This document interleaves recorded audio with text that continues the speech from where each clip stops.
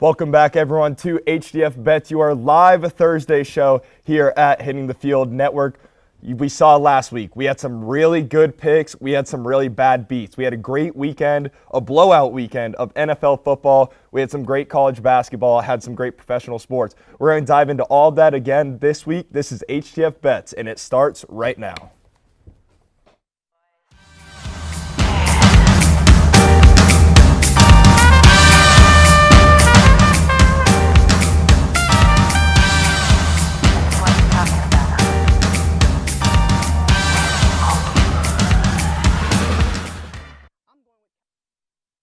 I'm your host here at HTF Bets, Tyler Karen. Joining me, I got my guy on my right, Johan Blanco, my right-hand man, my left-hand man, Riley Shepard. Boys, we saw some great NFL football last week. Not even great football, some great spreads. Yeah. The spreads were hitting last week in the first round of playoffs. Definitely. It was a really good week of football, and I just can't wait for this Saturday for the divisional round. Yeah, it's super exciting. This is one of the best times of the year, and March is rolling up too. So the spring is just loaded with sports. But we had to bring in one of our experts to break down this second weekend of NFL playoffs. Joining us is Weluka Costa. Luka, tell us about this Bills and Chiefs matchup coming up this weekend, the rematch between the two from earlier on in the year. I'm so happy to finally claim my rightful spot in this chair for HTF Bets. So we're going to come right into the Bills-Chiefs game. So the over-under for this game is 45.5. Chiefs are 2.5-point favorites. But as much as it pains me to say this, I'm actually going to take the Buffalo Bills. Ryan, I know you're watching this right now, so just know I'm only saying this for you. But I actually have Buffalo Bills to cover the spread, and I'm going to go bold. I'm going to take the over of 45.5. The Bills are averaging 47 points a game this season. Josh Allen just passed for 5 touchdowns, 4 of them to different receivers. Devin Singletary had 2 more. So I really do think the Bills might actually cover the spread of 2.5, and I think that they will end up beating the Chiefs. Yeah, we don't need to talk about the Bills' offensive performance last week against my Patriots. That was a very bad beat, but the Bills are clicking. I think they got the spread right. I think I'm gonna go with the Chiefs on this one. I think playing in Arrowhead, it's one of the hardest stadiums to play in during the playoffs this time of year. Chiefs fans get rowdy. I think I'm gonna go with the Chiefs.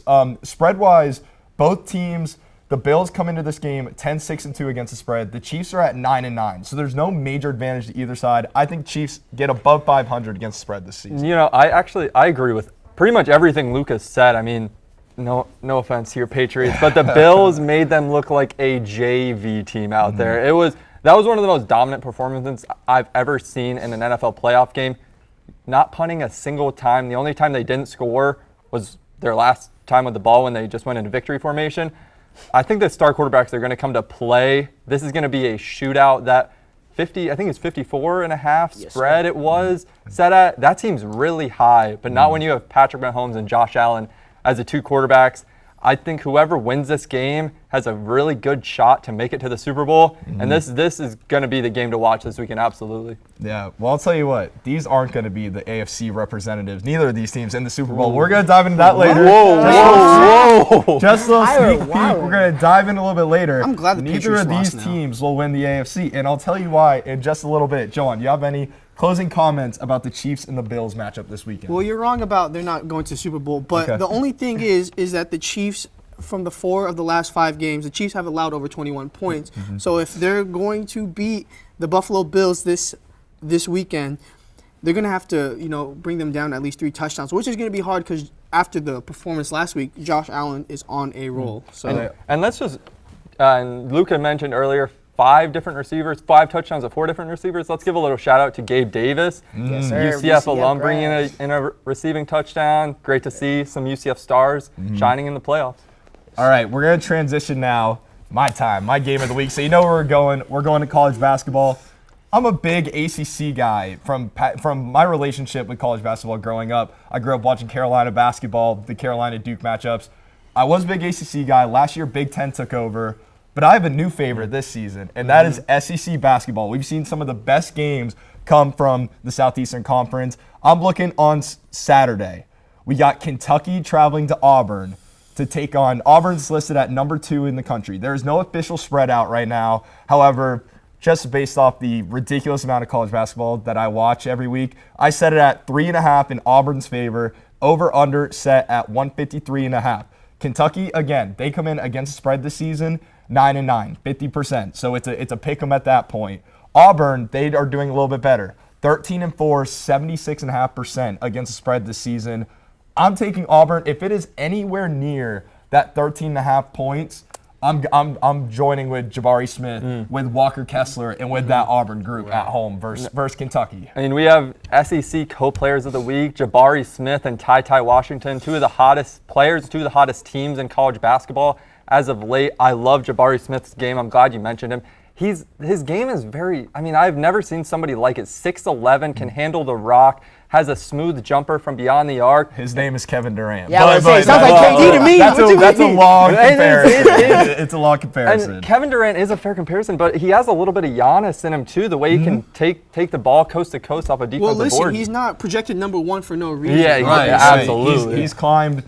He was a consensus lottery pick before the season. Now this season, most draft boards, it's Hammer Bankero on a lot of the boards. Right. It's going to be a coin flip of who's going one. Luka, something else. Auburn against the spread, 9-1 at home this season. So that's a major factor in this game. Do you think Auburn picks up the win, or do the Wildcats give them a fight? I hate it. I was afraid you were gonna ask me this because you're gonna be disappointed, but I gotta go with Kentucky. I'm not gonna lie to you, the Wildcats got it. Only because, man, I love Kentucky so much, bro. I don't watch a lot of college basketball, but when I do, it's always Kentucky. Kentucky is one of my favorite teams, so I'm not gonna root against my team. And I just don't like, man, Auburn is overrated in every sport. They get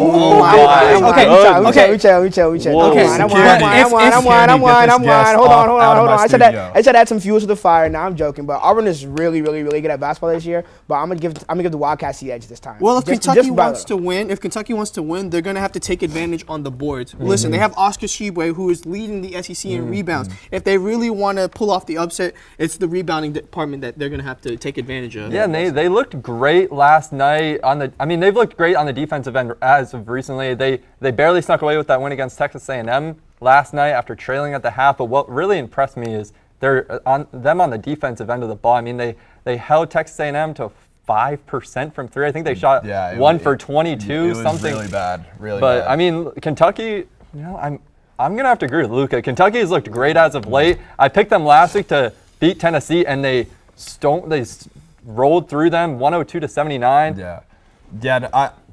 It's going to be Ty Washington is going to have a performance like he did at Tennessee. Shot 10 for 13, 28 points. That paint is going to be clogged. You have Walker Kessler averaging 4 blocks a game, a little over 4 blocks a game, leading the SEC, and you have KD Johnson, who is leading the SEC in steals per game. So that's where I think Kentucky has to get hot from the outside in order to win this game. Now we're going from college over to professional.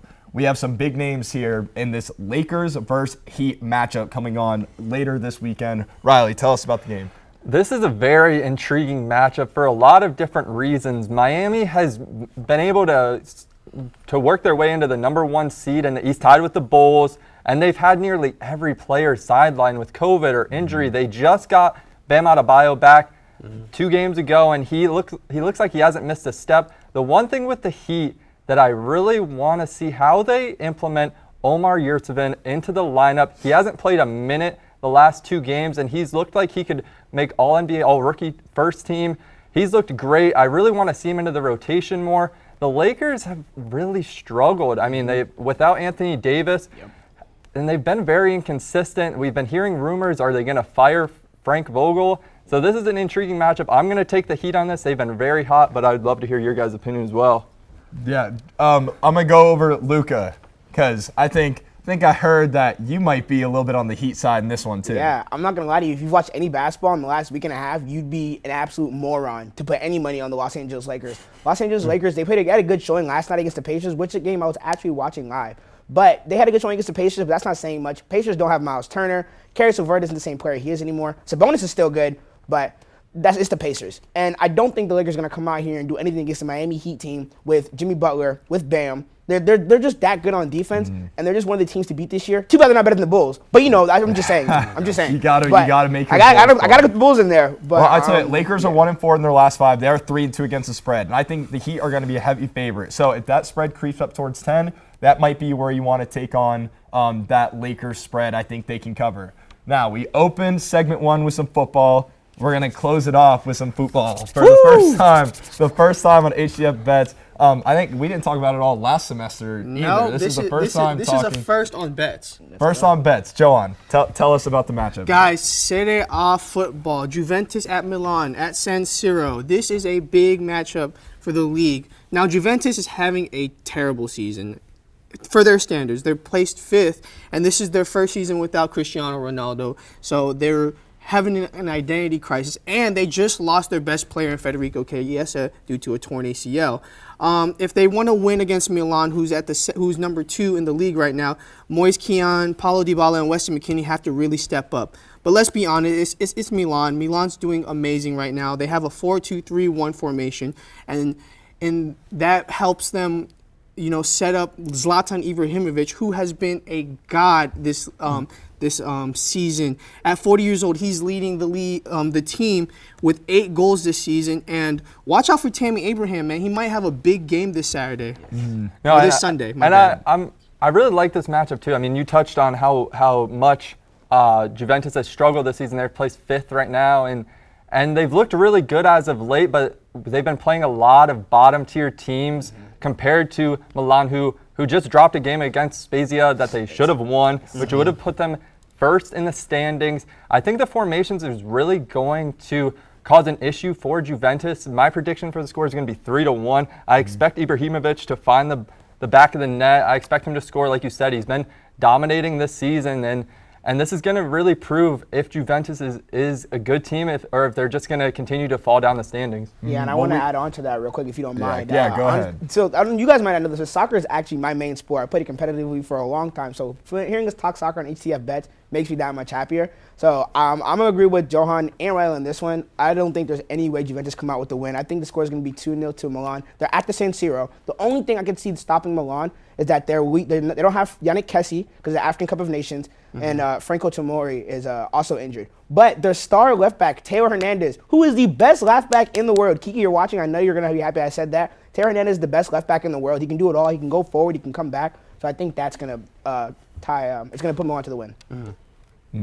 Yeah, we'll definitely have the fixings for a great match here this coming Sunday. That's all the time that we have for segment 1. Stick with us. Segment 2, we're going to dive into a little bit more detail about all of your bets for week 2 of the NFL playoffs. We'll be right back.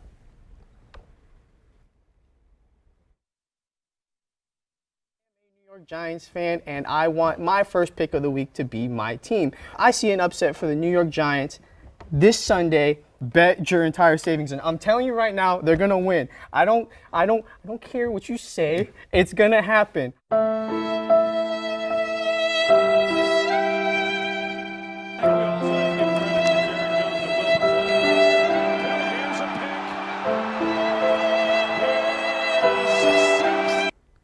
I have to go with the Raiders, I think, for this one. I don't see them losing.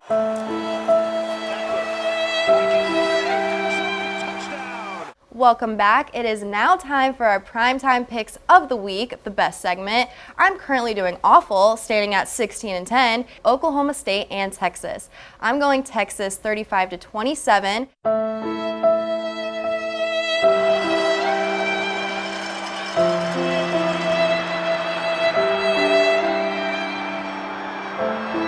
All right, Jeff, don't tell me your winner, but who is going to the Super Bowl?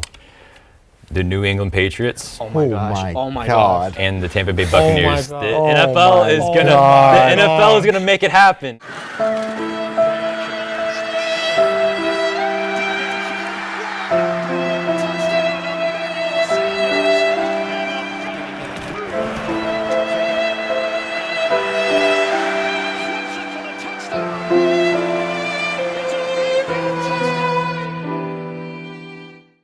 Welcome back, everyone. Did your team get eliminated in week 1 of the playoffs like mine did last week? And mine. Well, that's it, and yeah, there was a lot of tears here on HTF Bets. However, that's okay because although our hearts, they're with our team, they're also with making a little bit of money, and we have some betting advice for you in this Week 2 slate for NFL football. We're gonna give you guys kind of our predictions on how the rest of the playoffs is going to start out. So, Luca, let's head it over to you and kick us off. All right, so in a perfect ideal world, this is not for sure, but in a perfect world, the Bengals win the Super Bowl. That's just me. But obviously, we don't live in a perfect world. So I'm going to take the Bills to win the Super Bowl. I think the Bills are going to beat the Chiefs, and I think whoever comes out of that what's it called, Bengals game, I seriously doubt that the Bills will lose to them. It pains me to say this because I hate the Bills so much. I really do. Like I'd want to puke talking about the Bills right now. But Josh Allen is a dog. Josh Allen is literally just that good. That Bills defense, Micah Hyde, Trey Day towards ACL, I lied. So Micah Hyde. The Bills defense is honestly, they're on another level right now too. They're pretty good. So I feel like the Bills are a strong contender to take the Super Bowl. Their odds are 500, 550, I think, to win the Super Bowl. So they're one of the higher teams. I think they're third favorites or fourth favorites. But I would take the Bills in my opinion. Riley, you got the Bills coming out of the AFC?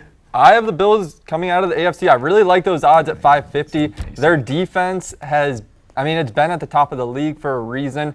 I really like their matchup this weekend against Kansas City. It's a rematch of last year's AFC Championship game, and they've just been dominating. The Chiefs' defense has picked it up a little bit. They're still right in the middle of the road, but I really like those odds for the Bills. If you have some money to put down, put them on Buffalo and Josh Allen.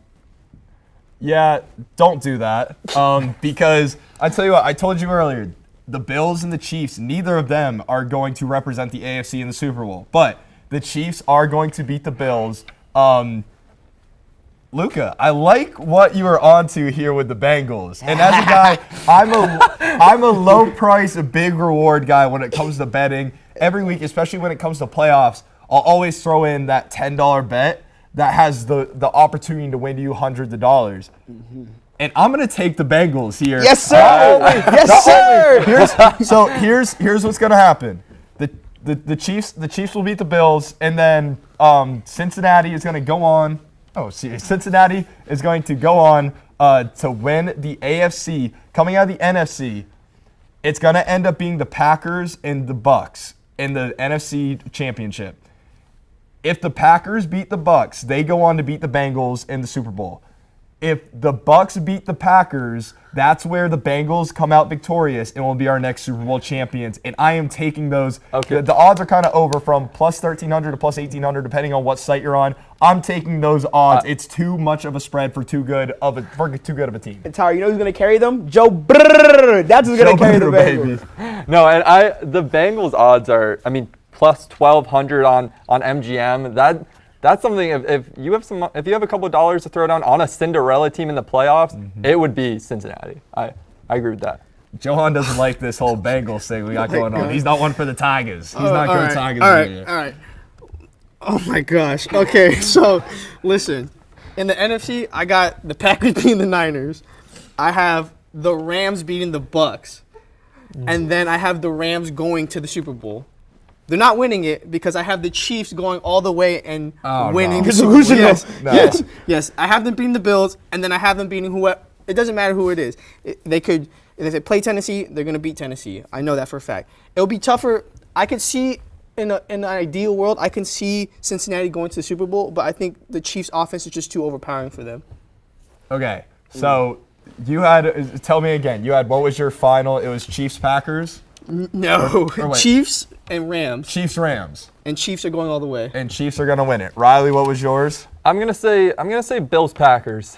Bills-Packers. Me too. And Luca, Bills-Packers. I'm going to say Bills. But in my ideal world, it's Bengals versus anyone they're going to beat. Who did I say they're going to beat them Bengals? Nobody. It's gonna be. I have all the confidence based off the storyline of the Bengals this year and how bad they were last year. Now Joe Burrow coming back from injury and how he's led this team with their young offensive core. They have a solid enough defense. I think they're going to be in shootouts. It's not going to be. They're out holding teams to under 21 points in the playoffs. They're going to be high-scoring games.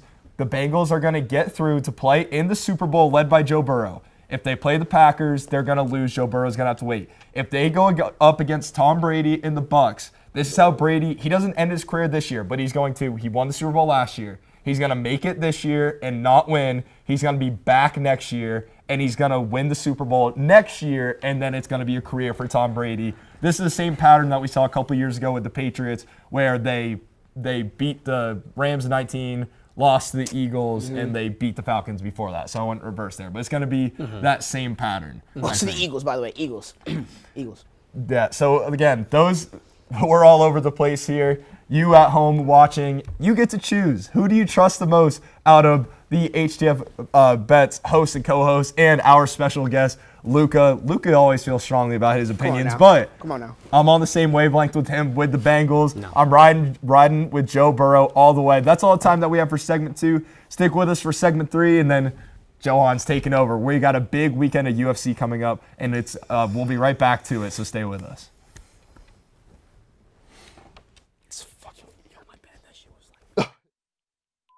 I'm in charge of the meeting this week. So you know what we're going to talk about?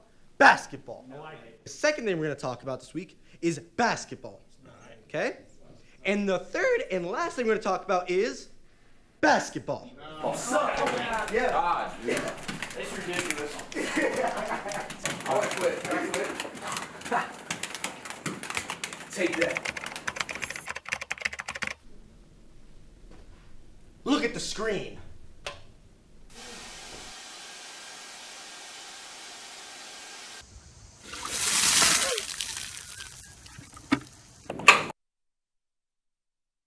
What are we talking about this week? Basketball. Nice. Welcome back, everybody. We have UFC 270 coming up this weekend, and we got some big boys going at it. We got Francis Ngannou versus Cyril Gane in the heavyweight belt fight. You know Johan, we're always going to have him kick it off, give you some info, and then we're going to tell you why he's wrong. Which if you watch back, I've gotten Johan a couple times on I had him last week as well. I've gotten Johan before. So don't Johan, let him lie to you. Go ahead, Johan. Don't let him lie to you. This is your time. No, don't let him lie to you. But listen, it's the baddest man on the planet, Francis Ngannou, Cyril Gane. This is, a hard fight to pick. This is a pick-em fight. You can go either way. I have Cyril Gane in this one, but let's talk about the champion first, Francis Ngannou. Obviously, the hardest puncher in UFC history. One shot and it'll knock your lights out. Reminiscent of Mike Tyson. I would say he's the Mike Tyson of MMA, to be honest. But in his last performance to capture the belt against Stipe Miocic, you saw a different Francis. He's much more patient. He's more calculated, and he learned some takedown defense. So if he's able to put it together, it could be a tough night for Cyril Gane. But the reason why I have Cyril Gane is because he is the new breed of heavyweight. He's fast, he's powerful, and he's probably the smartest heavyweight in the division. He likes to be very calculated. Mm-hmm. He loves to throw leg kicks to, just to shot your mobility. And I think that with Ngannou's new patient approach, I think that's going to hurt him in this fight because Cyril Gane's whole game plan is built upon patience. So if stylistically, I think it's a difficult matchup for Francis Ngannou. And to be honest, any heavyweight in that division. So you think that Ngannou is going to take the more patient approach to the fight versus Gane? I think he is, and I think that will be to his detriment. I think he needs to be a little bit more aggressive. I think he needs to push the pace more. I don't think he needs to go all out like he did against Stipe in the first fight, but I think he needs to push the pace because if he fights at a distance or if he waits too long, Cyril's just going to pick him apart on the outside. Well, that's where I think Ngannou is going to come in strong. He's been known how he can get caught on the counter. If he gets too aggressive, he exposes his body a little bit, and that's where someone like Gane can get in and really hurt him to make the fight go a little bit longer. So if it comes down to the last round, that's where Ngannou doesn't have as much of a shot of winning. I think the bet, I'm going to go with Ngannou. I'm going to go with him by knockout. It's at plus 185 on DraftKings right now. I think second, third round, if it gets past midway point in the third round, then I don't think Ngannou has a shot at winning the fight. I would go first 2 rounds. I wouldn't go third round. I think third to fifth is going to be in Gon. That's Gon's point right there. That is Gon, because Gon can go 25 minutes, but it would have to be the first 2 rounds. Yeah, well, Dana White said himself, these are 2 former training partners that don't see eye to eye anymore. So you got a lot of history there. Dana White, quote unquote, this is probably the 2nd or 3rd time I've said this in my career. Vince McMahon could not have been written a better script than this. So you got a great story coming up. We're going to go on now to our next fight. We got the assassin baby, Brandon Moreno, going against Deiveson Figueiredo. And this is the 3rd time these 2 will meet. Tell us about the first 2 fights, Sean.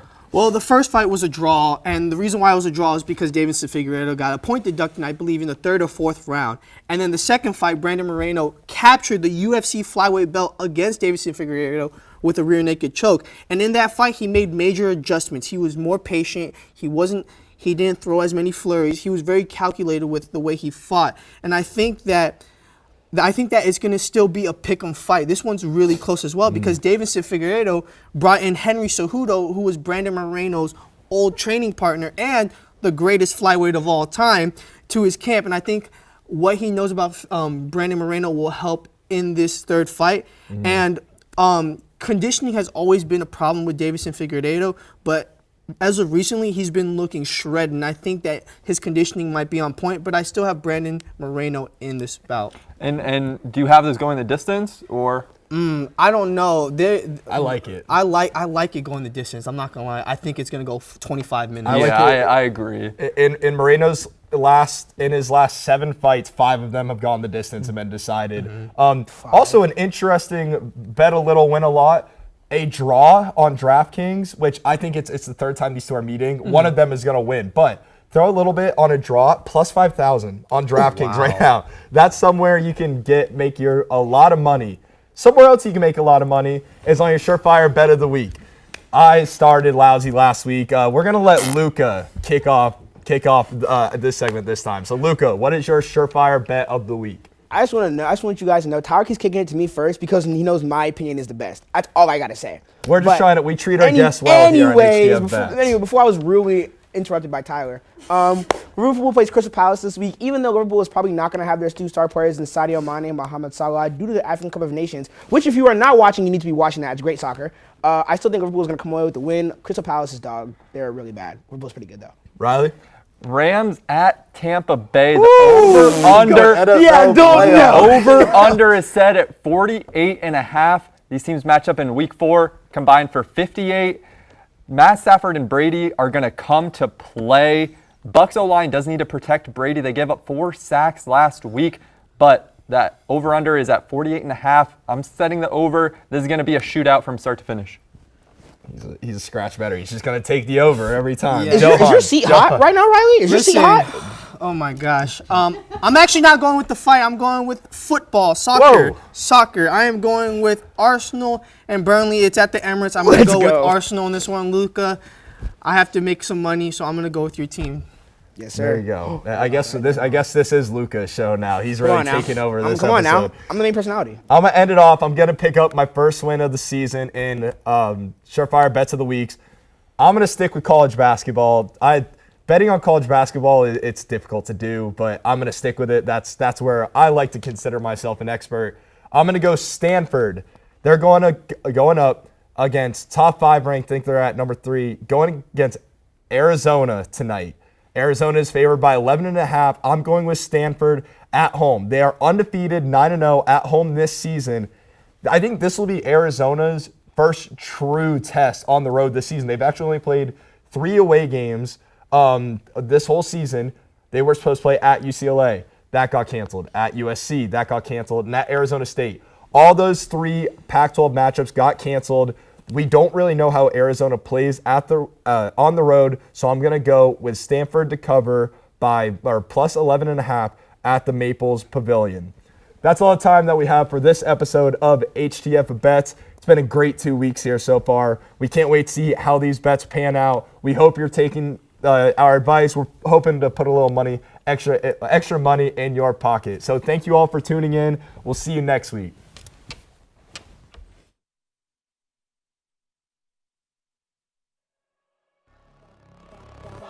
Things gon' change when I really hit the field. Undefeated chance, man, you know what's the deal. Tryna find a kid, I'm in the field doing drills. Boy, you just a sucker, you ain't never keep it real. 3 rings in my hand, I'm a warrior to the max. When I hang it up, they gon' have to give me plaques. Step up in the building and I only bring the facts. When I make a highlight, they gon' replay, run it back, okay? Always locked in, I don't got time to lax.